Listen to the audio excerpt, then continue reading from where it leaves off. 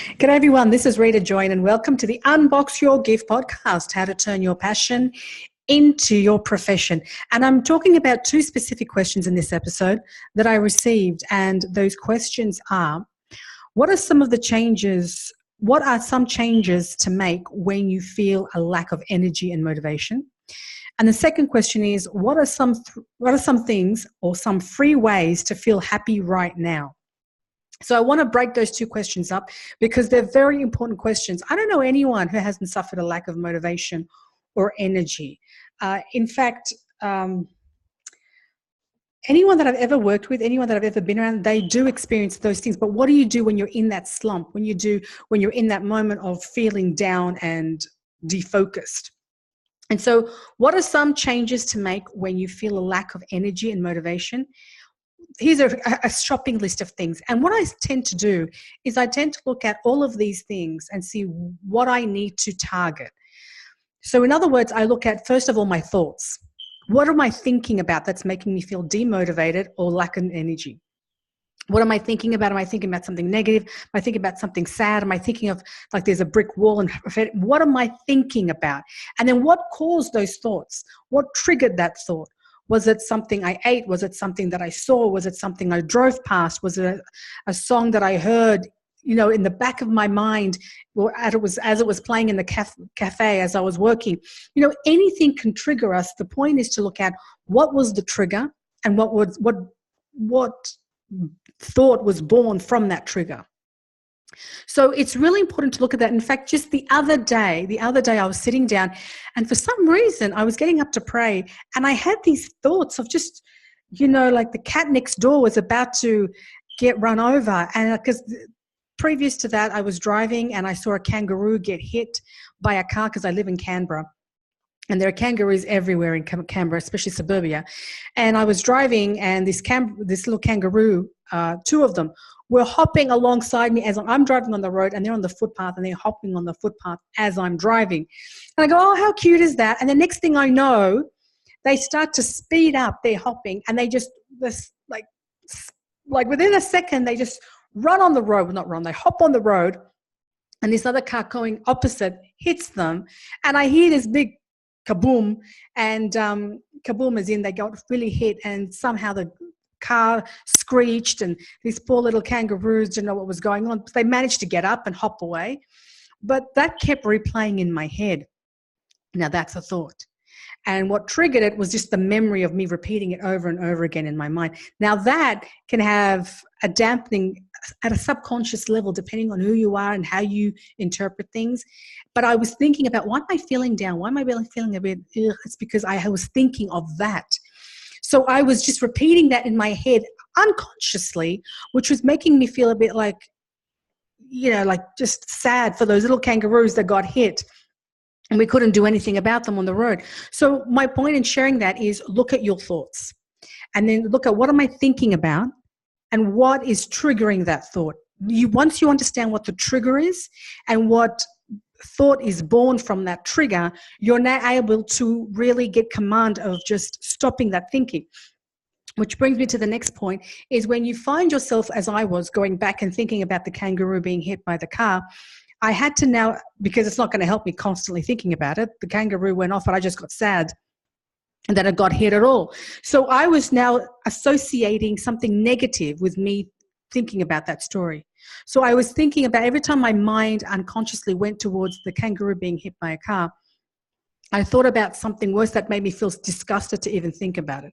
So I was thinking about, the rubbish tip and the smell of a rubbish tip and how disgusting that is. And so in my mind, I was associating something really gross to that thought so that my mind wouldn't go to it, because I'm getting something out of repeating that scenario in my head and it's not serving me. It's not making me productive. It's not allowing me to help any kangaroo. It's not helping anybody. So what I did was I associated something really gross that I didn't even want to think about to my memory of the kangaroo so that I wouldn't have that come unconsciously seeping into my head. So that's what I do. What are your thoughts? What's triggering it? And then associate something that grosses you out. Because when you do that by association, you cut the the repetition of that memory. You cut the repetition, and you've got to do it a few times for it to happen. Sometimes it depends on how ingrained the memory is or ingrained that feeling is. But breaking that habit. The other thing that I want to mention is reading a book by the name of The Big Leap. I think this should be recommended reading for every adult. Really and truly. And I just can't believe I only got my hands on it 2 years ago. It's called The Big Leap by Gay Hendricks. And it's called Conquer Your Hidden Fear and Take Your Life to the Next Level. That's a very general subline that he's actually added to the book, but it's so beautiful. The book answers that question. How do you feel motivated and how do you get energized? It's really because we operate from our zone of comfort or our zone of excellence, where we need to get to our zone of genius. And this book talks about how do each individual has a zone of genius, but we don't go to it because we have a family, because we have a work, because we have a job, because we have some level of excuse. And that excuse is paving the way from preventing us from entering our zone of genius.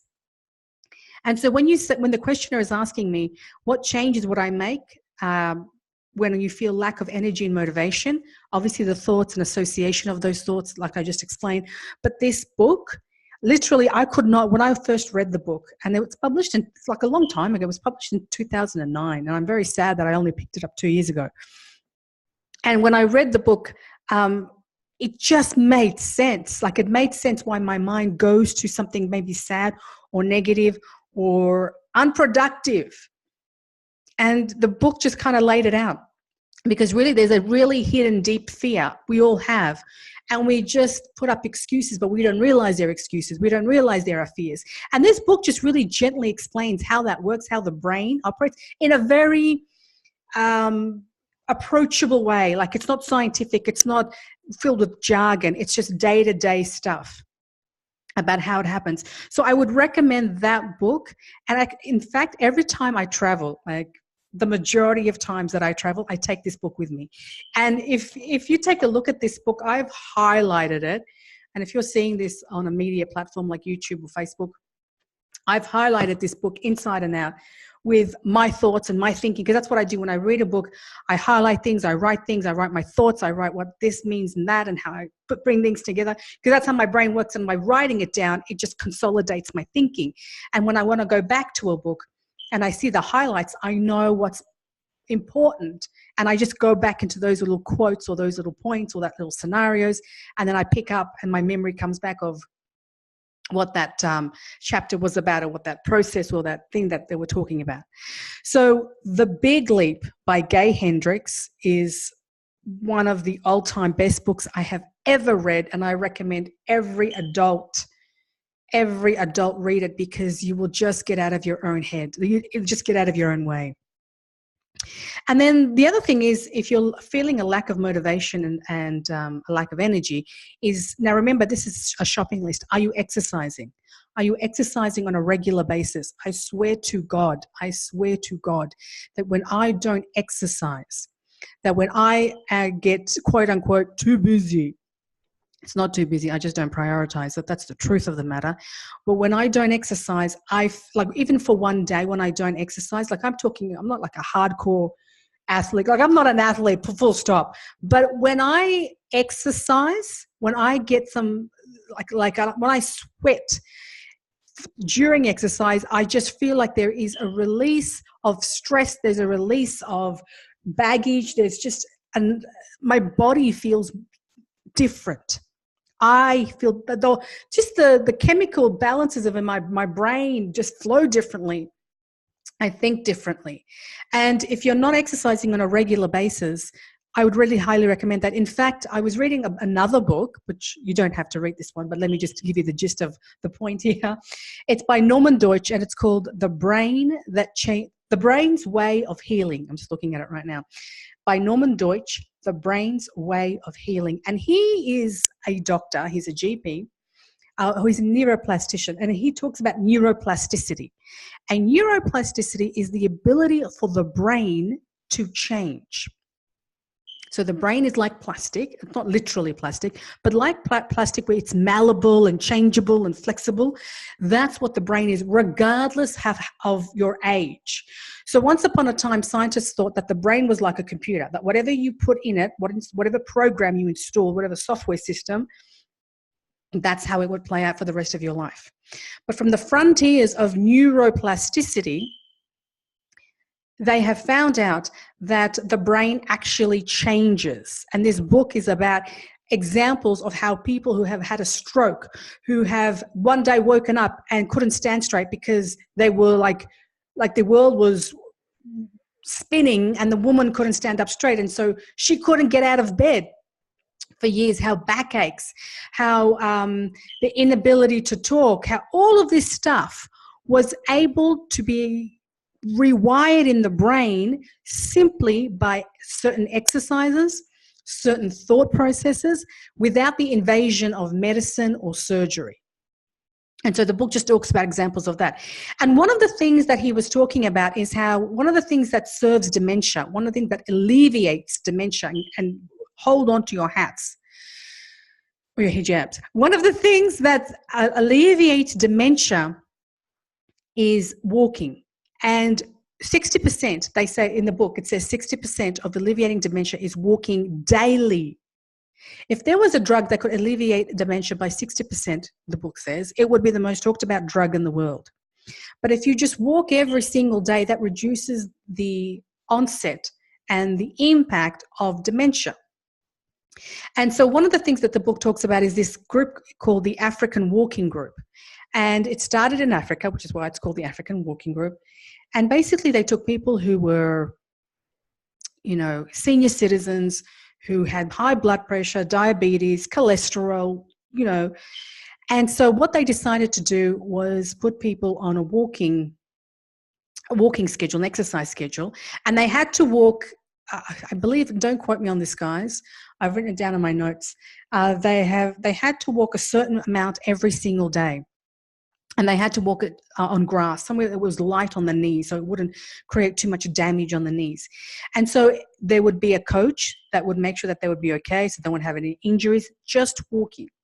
And then but they had to do it every single day. And once they did that, then the next day came and the next, and they kept going. Then once they reached a certain level of distance walking, they now asked them to reduce the time.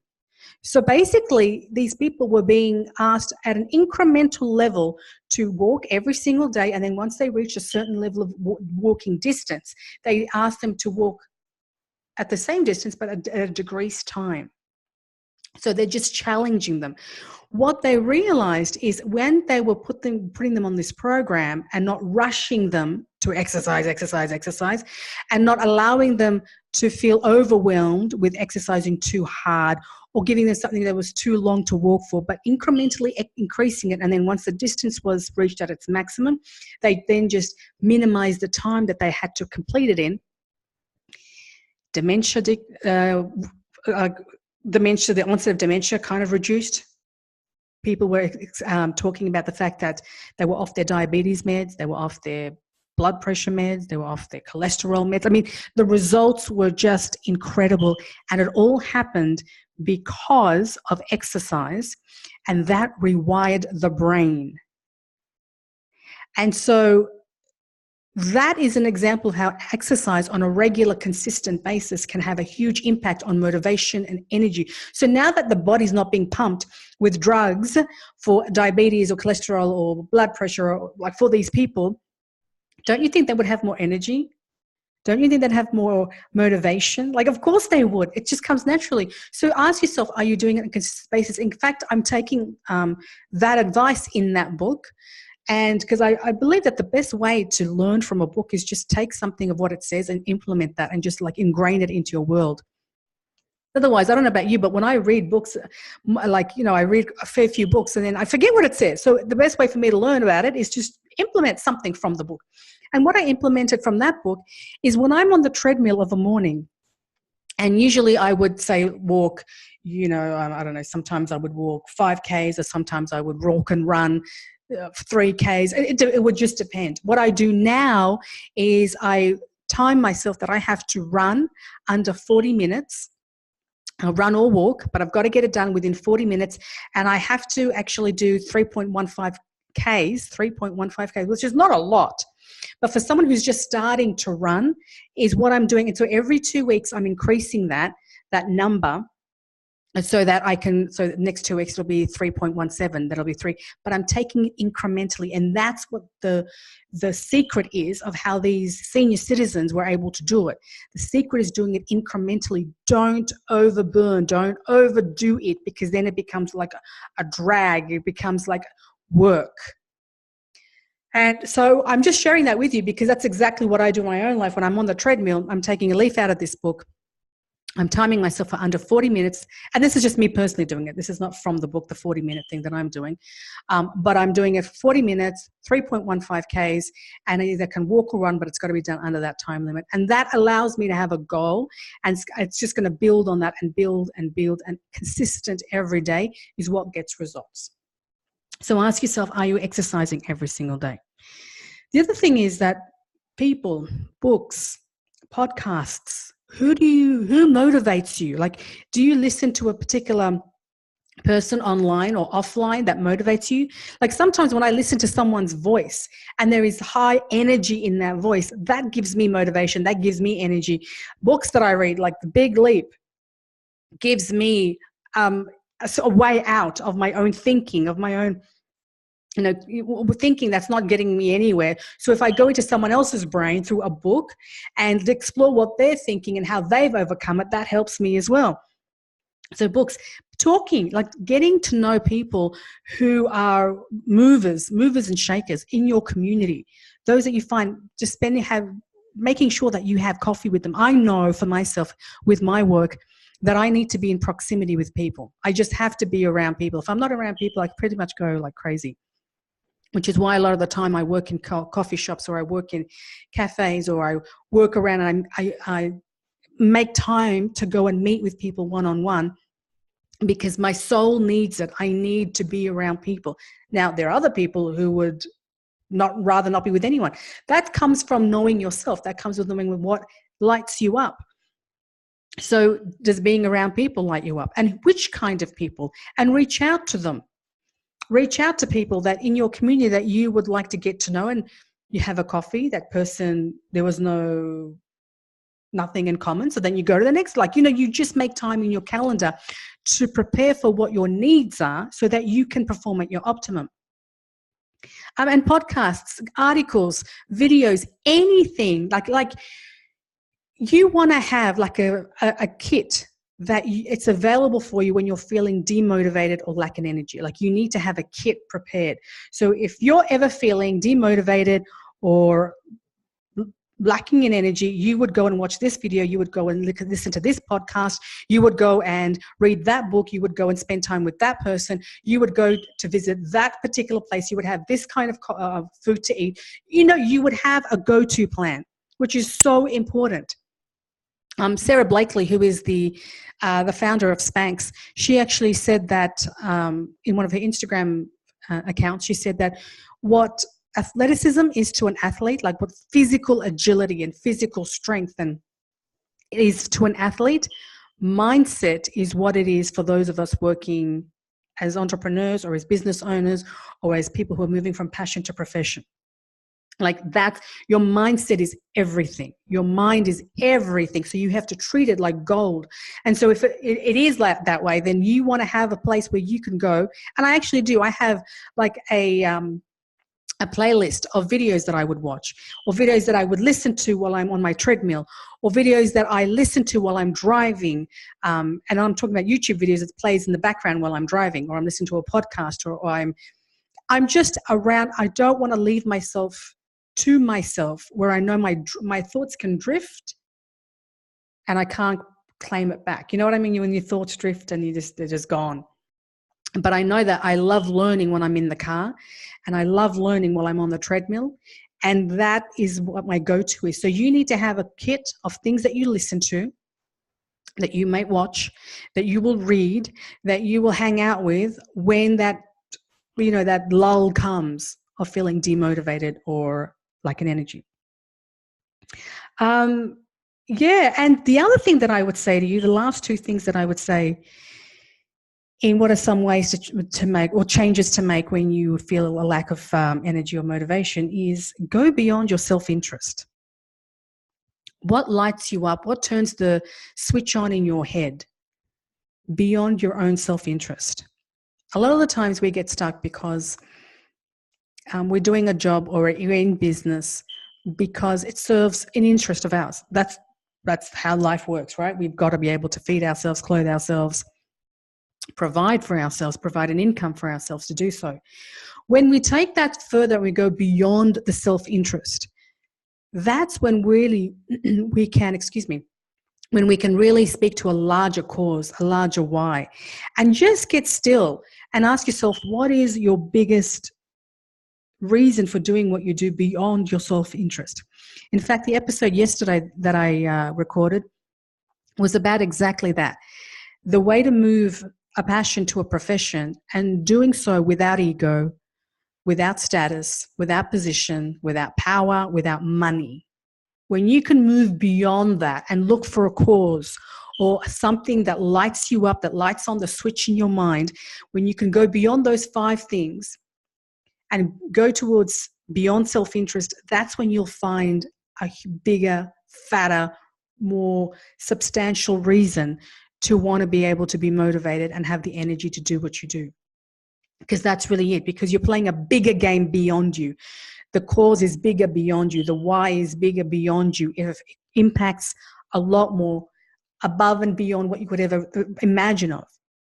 And when you play at that level, when you create at that level, when you deliver at that level, when you speak at that level, when you are working towards that in that level, things change, the priorities change, and you tend to do what you have to do. Like, you have to now have a place where if you're feeling down or demotivated, that you will go to something that makes you reclaim your energy, reclaim your mind, reclaim your focus. Like, they don't become an option. They don't become like a nice thing to do. They become a must. Like, I have to do that.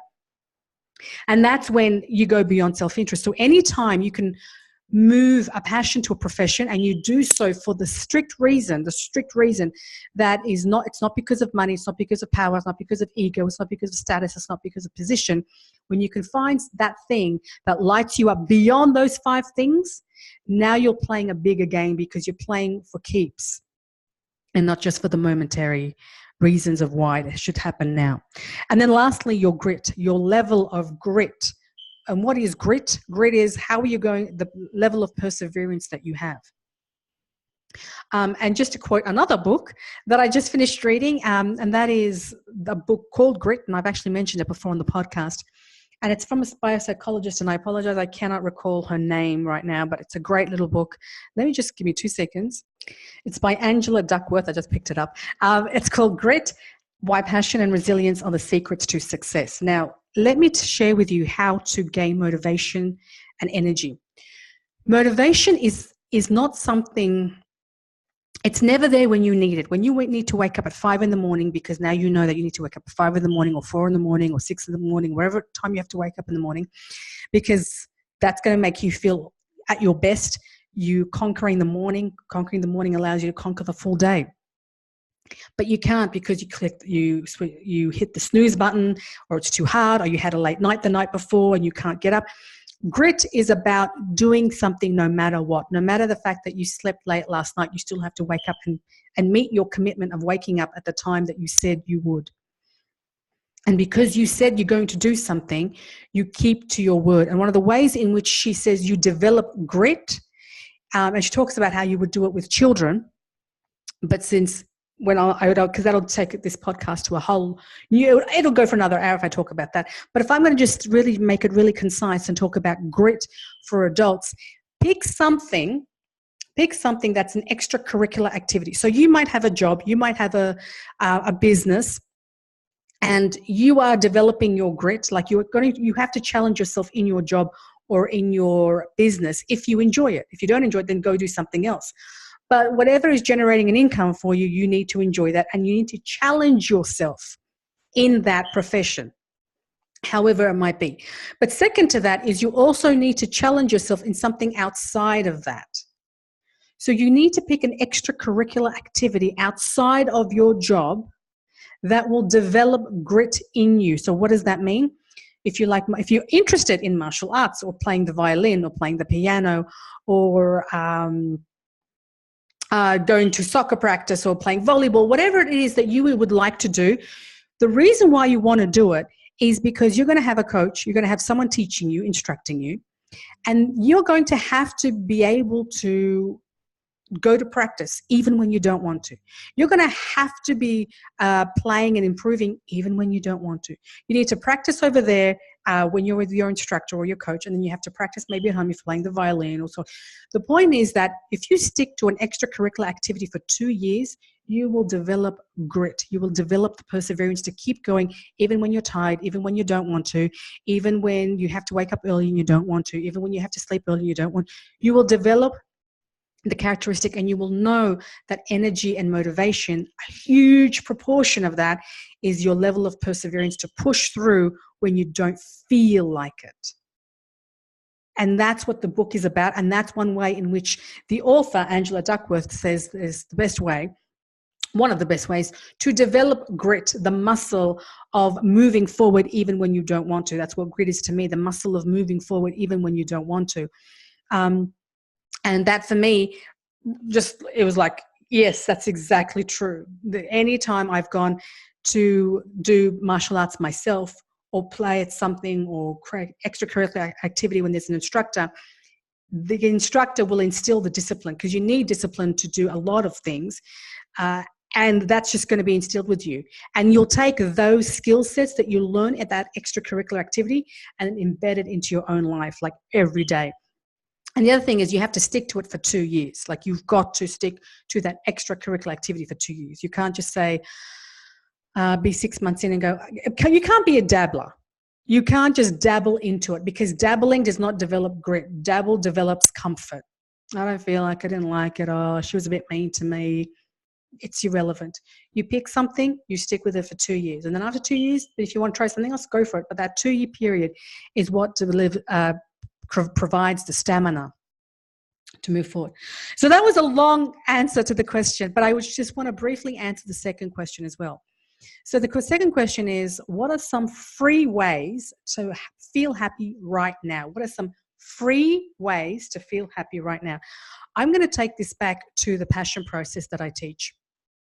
And the reason why is because anytime I need to feel happy right now and I'm not feeling happy right now, it's pretty much because I'm not doing the 3 things that make me happy the most. And the 3 things that make me happy the most is teaching, learning, and being with people. Conversation, like deep and meaningful conversations. Anytime I'm not doing that, I know my day is kind of like stagnating. It's kind of stuttering. The day is kind of, going slow for me. And I need to change my day. And I've changed my days to make sure that I have inclusive teaching, learning, and conversations. Why do you think I read? Because I get a high from reading. Like I'm learning. That makes me happy. Why do you think I do a podcast? Because I love teaching. What I read, what I learn, what I know, what I can share is me teaching you.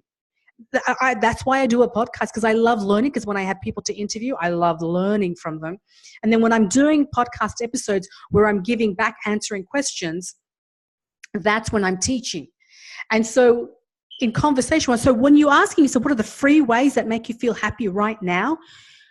In the passion process, I talk about, well, what are your hobbies, skills, and talents, and why do you do them? Why do you do them? What did you do as a kid and why? What are the people and professions that you aspire to have a contribution like, and why?